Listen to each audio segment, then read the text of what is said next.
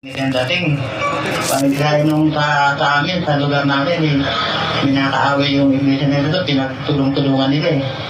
Kaya din po, napaminaan ko na daw sa kanila eh. Ang napansin ko po sa iglesia ni Cristo po, ang unang pagsamba ko po sa, nakita ko lang po sa pagsamba, nagulat po ako ng abulo po, ang 50 centavos lang po. Ay sabi po sa akin ng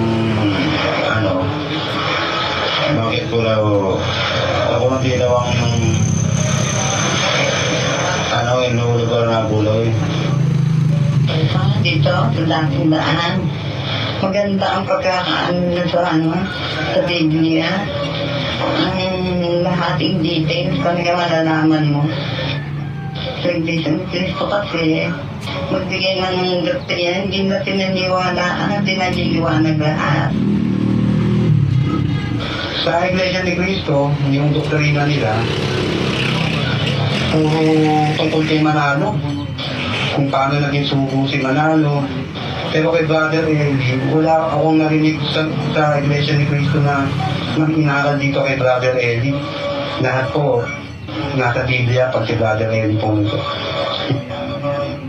Ang pagkakaiba po kasi is talagang lahat po ng sinasabi po ni Brad Eli is nagagaling po talaga sa Biblia.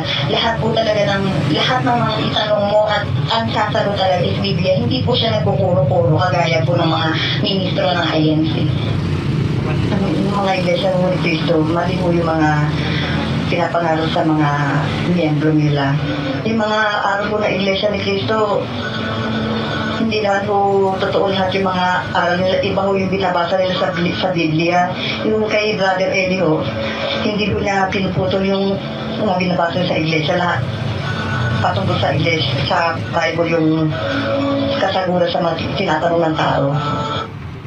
Sa Iglesia ni Cristo, yung bautismo nun sa pilitan napilitan ako. Talagang wala. Nakapag-udyok kung saan naman dito. Yung dalitay na aral na dito na dun sa Iglesia ni Manalo na puro po kapahin babawan. Sa loob po na kasi puro ka-plastikan lang ho. Sila magkakapatid dun. Pag magkaharap po, puro kapahin babawan na po. Pero pag tumalikod na, yung isa sa kapatid nila, kunyari ko nag-usap, pagtalikod ng isa, sisiraan ko. Kasi naranasan ko po yun. Sa mga minister po ng INC, maawa po sa mga kaluluwa na nakakainos. Kasama po din yung mga magulang ko, mga kaibigan ko. Kasi po wala po silang kamalay-malay. Ultimo pong boses ng tagapamahalang pangkalatan nila, hindi po nila kilala. Maawa po sa kanila, tsaka sa mga dating miyembro ko. Wag po kayo papaudyok sa mga ministro. Pag sinabi po nilang bawal magdala ng Biblia, maghanap po kayo ng Biblia. Sabihin niya po yung mga pinagsasabi nila kung totoo ba yun o hindi o kung tatalantaduhan mo sa dahil tinutulong nila. Tsaka huwag na po kayo magbabala na hapon na ang umaga. Kaano po kayo nag-ente. Hindi po alam niyo po yung banal na hapunan. Hindi po yung ginaganap sa umaga.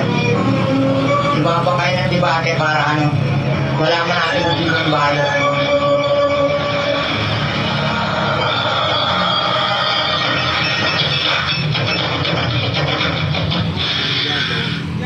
Sila po ay ilan pa sa mga nagnais magpahayag ng dahilan ng kanilang pag-alin sa iglesyang nasa Diliman.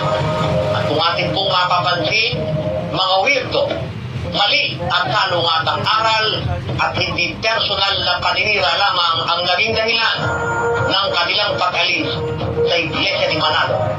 Kaya't ang anyaya po namin sa ating mga kababayan, ipapatuloy lamang po natin ang ginagawa nating pagsusuri at ang payo po namin maging matalino upang hindi tayong maloko ng mga pastor na bulaan. Ito po si Brother Sandy Nabalet, nag-aanyayang samahan niyo po kami muli sa susunod na pagtatanghal ng Virtong Doctrine.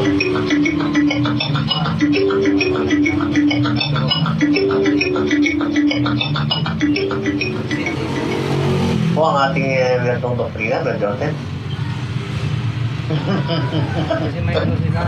At nakita po natin yung ating mga bagong kapatid na mula sa Iglesia ni Cristo di Manalo, nakita naman natin kung ilang mga taon na yung inilagay nila ron, ano? Talagang yung iba handog, ano? At yung iba naman ay talagang yung isa 18 years, hindi mo masasabing inilagay lang natin doon then kinuha natin. Oo. Dahil nung kanilang ginagawa. Ito na yung pinanganak eh. Pag sinabing handog, di ba kapatid? Oo naman, oo, ganun. Oo, yan po yan. Marami pa yan. Kaya nga hindi nalaman na marami naman. Oo, at saka meron namang kapatid na galing sa Iglesia ni Cristo ni Manalo, Opo. na hindi naman nagbibigay ng interview dahil natatakot sila. Diba? Yun nga, sabi ko nga sa'yo, yung isang tao na ano hindi man natin ma-interview na talagang tik-tik siya. Sabi ko siya. Pero sa paniniktik niya, sa naisip niya, hindi mo naman pwede ilagay sa harap ng camera. Brother Eli, baka ako kaya hindi tumagal na isang buwan. Kaya okay lang. Nakakatuwa dahil ang mga papakinggan mo sa kanila, Brother Danny, na naging dahilan bakit sila umalis sa Iglesia ni Cristo ni Manalo at lumipat naman dito sa pagtuturo ni Brother Eli, yung aral ang kanilang nakita na ikumpara. Napatunayan nilang si Cristo hindi tao, napatunayan nilang ang banal na hapunan na hindi umaga, napatunayan nilang yung banal na halik hindi alam doon sa kabila, dito na ituturo ni Brother Eli ang kahulugan ayon sa Biblia. Napatunayan nilang mga aral. Hindi ba kapareho ng mga pinagsasalita ng mga nasa tinamaan daan? Oo. Walang mailabas na aral na sinasabing mali daw si Brother Eli. Hindi nila masabing. Napatunayan mo namin talagang si Cristo tao. Kaya nga kung lalaban na kami ng debate, ilalaban na namin si Iran. Wala. Nailamay nilalabas sila kung saan si Brother Eli kan pupunta, yung mga whereabouts ni Brother Eli, at yun ay confirm. Yun ang alam nila. Pero yung talata ng Biblia, di nila makita.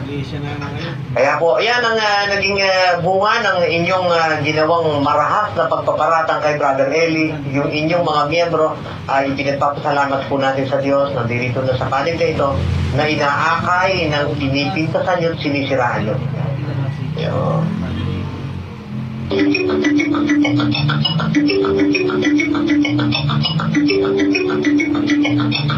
Itong doktrina o mga aral at katuruang walang batayan sa banal na kasulatan at puro sariling pagpapakahulugan lamang ng mga pastor na nagtatanya na sila raw ang mga mangangaral na sa Diyos.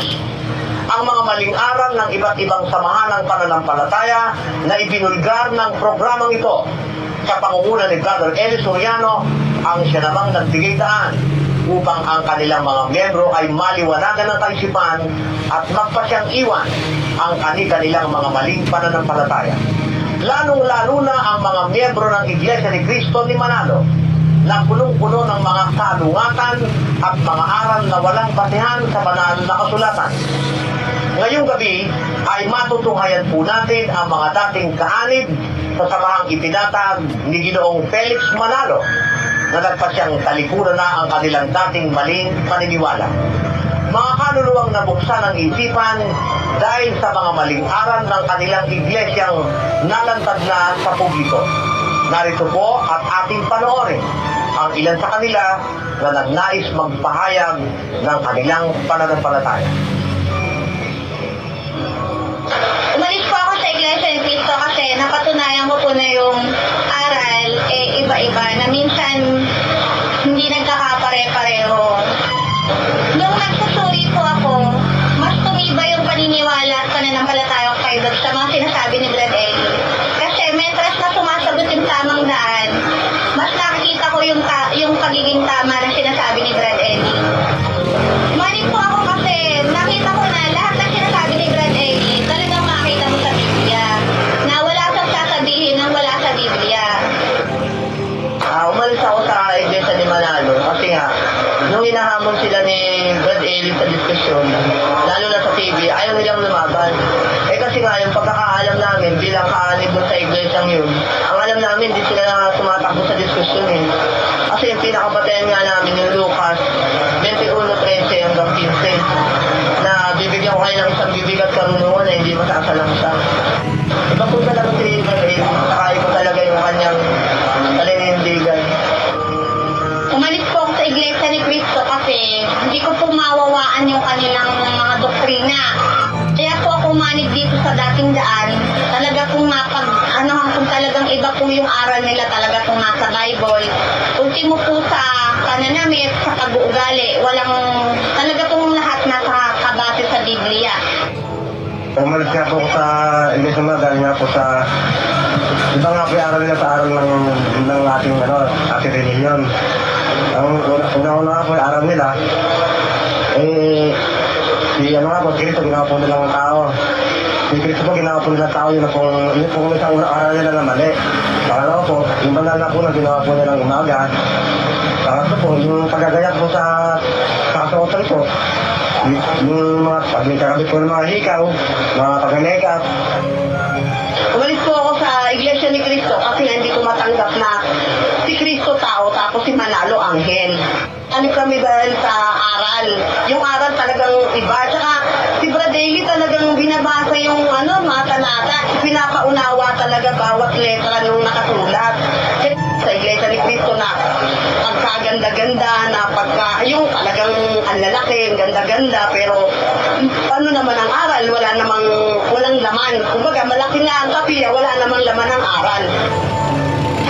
Umalis ako sa Iglesia ni Manalo dahil wala akong maramdaman na aral ng Diyos na mabuti dahil hindi tama yung mga ginagawa nilang aral.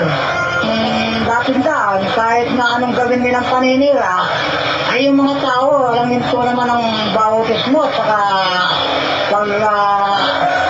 anib nila dito, na nakikita naman nila, sila, ay kahit anong sabihin nila, ay puro pangimbabaw at saka paninira lang dito kay Brother, hindi naman mga bobo yung mga nanonood.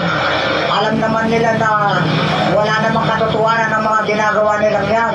Ginagawa ng mga iglesia ni Manalo, kaya rin namin gawin na ang ginagawa nila. Pero, nung nalaman ko kay Brother na huwag kang gaganti ng masama, ay yun na, hindi na namin iniisip yun. Sapagkat ang nanggagaling na salita yun, nanggaling sa salita ng Diyos.